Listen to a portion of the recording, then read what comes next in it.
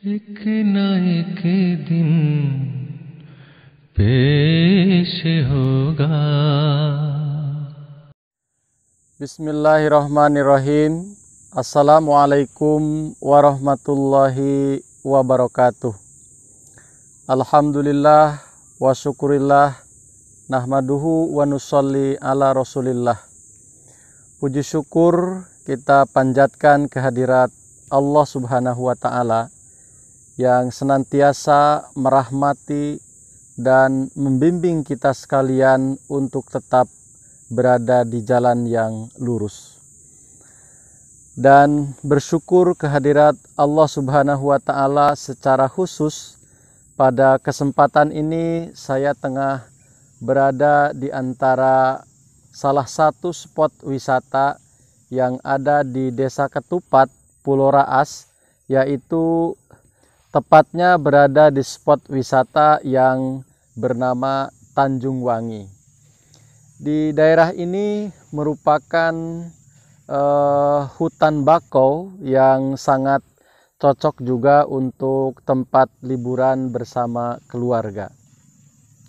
Tetapi saya tidak akan membahas tentang bagaimana keadaan di sini. Kita akan lanjut ke pembahasan tentang bagaimana Allah subhanahu wa ta'ala menguji umat manusia atau khususnya orang-orang yang beriman.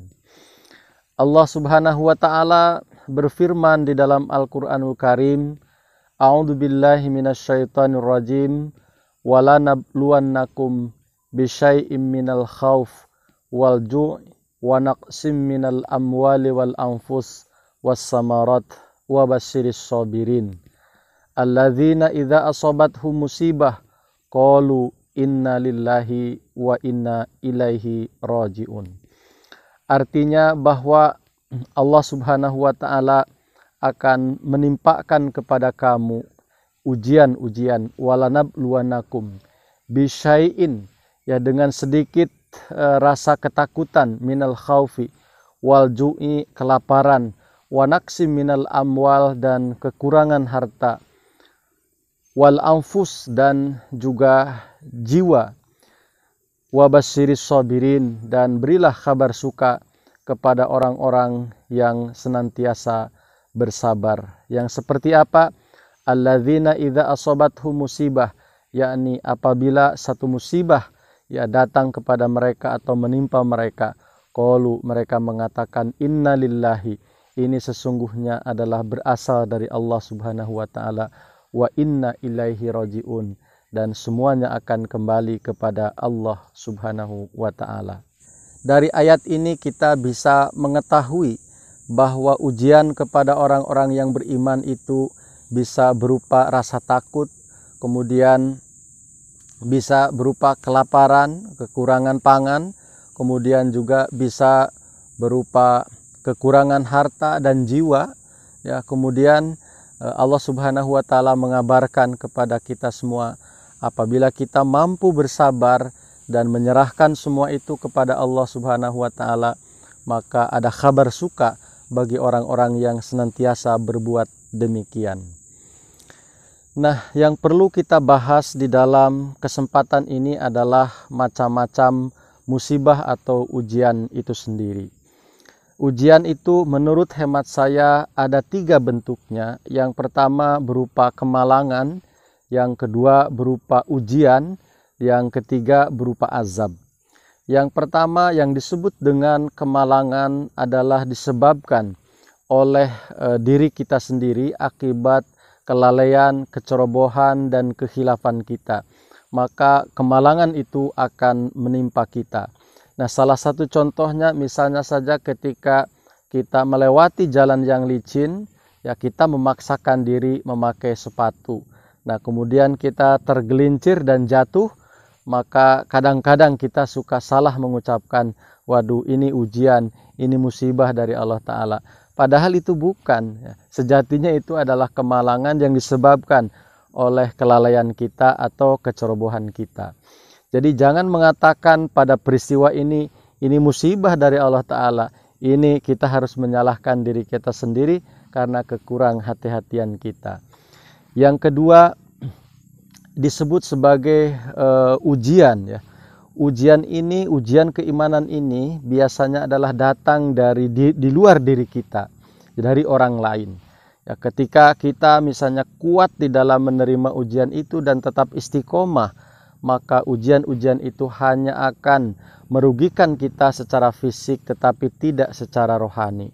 Tentu dalam hal ini marilah kita mengokohkan diri dalam hal istiqomah kepada Allah Subhanahu wa taala bila ujian datang dari orang lain kepada diri kita. Ketika kita istiqomah, maka sekali lagi yang akan rusak dari diri kita hanya secara fisik, tetapi rohani kita akan tetap teguh berada di dalam keimanan kepada imam zaman misalnya. Kemudian yang macam yang ketiga dari musibah atau ujian itu adalah berupa azab ya. Azab ini di dalam Al-Quran banyak tempat disebutkan bahwa diperuntukkan kepada mereka yang ingkar terhadap perintah-perintah Allah Subhanahu wa taala, termasuk mengingkari utusan-utusan yang datang dari Allah Subhanahu wa taala. Maka ketika pada batas tertentu, pada puncak tertentu dari keingkaran mereka, misalnya terhadap utusan Allah Subhanahu wa taala, maka Allah Subhanahu wa taala mengirimkan azab. Hal ini contohnya banyak sekali di dalam Al-Quran dikisahkan bagaimana umat Nabi Nuh alaihissalatu wassalam karena begitu rupa mengejek, menghina, ya memperolok-olok dan mempersulit langkah gerak daripada Nabi Nuh alaihissalatu wassalam dalam berdakwah mengajak umatnya kepada jalan Allah Subhanahu wa taala. Maka kemudian di tingkat berikutnya ketika penentangan memuncak, Allah Subhanahu wa taala ya mengutus ya naziron ya, berupa air bah yang meluluh lantakan kaum Nabi Nuh alaihissalam, kecuali mereka yang beriman ya mengikuti langkah dan perintah atau anjuran yang disampaikan oleh Nabi Nuh alaihissalam. Dan begitu juga misalnya di masa Fir'aun, kurang apa kekuatan secara fisik, bala tentara yang kuat, yang banyak, yang hebat ya. Kemudian negara yang begitu besar dan makmur di masa itu, tetapi ketika menentang utusan Allah Subhanahu wa taala dalam hal ini Nabi Musa alaihissalam, maka bagaimana kita bisa melihat ya kehancuran yang sangat hebat yang terjadi kepada Fir'aun di masa Nabi Musa alaihissalam, sehingga Allah Subhanahu wa taala menenggelamkan Fir'aun dan pasukannya.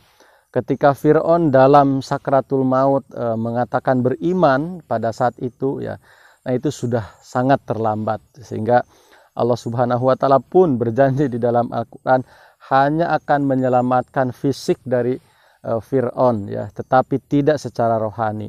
Dan ini menjadi sebuah kenyataan bahwa fisik Fir'aun yang tenggelam itu kemudian ditemukan dan dimumi oleh umatnya, oleh pengikutnya. Kita pun bisa menyaksikan di masa kita sekarang ini bagaimana mumi Fir'aun sering dipertontonkan atau dipamerkan. Nah, hadirin yang berbahagia, inilah bentuk-bentuk daripada ujian atau musibah yang datang dari Allah Subhanahu wa taala. Kita harus hati-hati mana yang disebut sebagai kemalangan karena kecerobohan diri kita, dan mana yang disebut ujian pantas kita menyebut ujian itu datang dari orang lain, tetapi kita memiliki keimanan yang teguh, maka tidak akan mempengaruhi keimanan kita. Mungkin fisik kita akan mengalami kerusakan. Ya, sebagaimana Rasulullah juga ya pernah dilempari ketika di Gua Hiro itu, ya, dan gigi beliau tanggal. Jadi secara fisik memang ada kerusakan yang terjadi, tetapi secara rohani karena berimannya Hadrat Rasulullah SAW kepada Allah Subhanahu wa taala begitu yakin akan keterutusan beliau, maka tidak menjadi berakibat yang berat kepada Rasulullah SAW, tetapi justru itu menjadi awal bagi kemajuan Rasulullah SAW. Dan yang ketiga tadi disebutkan sebagai azab dengan beberapa contohnya, dan mudah-mudahan kita akan terhindar dari ujian yang pertama ya berupa kemalangan. Mari kita hati-hati dan juga kita berdoa kepada Allah Ta'ala agar diselamatkan dari ujian yang datang dari orang lain kepada keimanan kita. Dan yang ketiga tentunya mari dengan sekuat kemampuan kita berdoa kepada Allah Ta'ala agar terhindar dari azab Allah Subhanahu wa taala. Jangan ada satu helah pun dari kita untuk menentang setiap perintah Allah Ta'ala atau menentang setiap utusan yang datang, yang dikirim oleh Allah Ta'ala untuk kebaikan kita semua. Mudah-mudahan memberikan manfaat. Wa akhiru da'wana alhamdulillahirabbil alamin.